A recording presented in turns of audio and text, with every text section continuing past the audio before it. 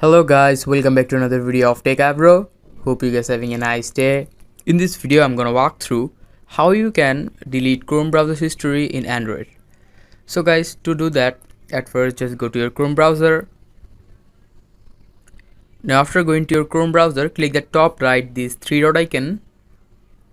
Now after clicking it, here you can see under history, which is clear browsing data. Just simply click on it. Here you can see last 15 minutes, click on it, and after clicking it, if you click on all time, your all time history will be deleted. If you click on 4 weeks, your 4 weeks history deleted. If you click on 7 days, your 1 week history will be deleted.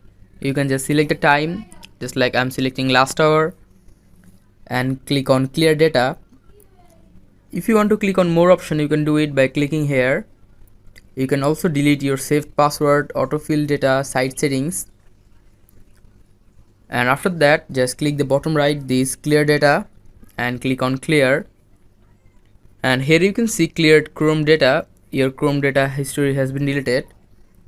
So guys, that's how you can do it. Hope you find it helpful.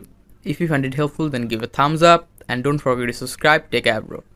Thank you so much for watching the video.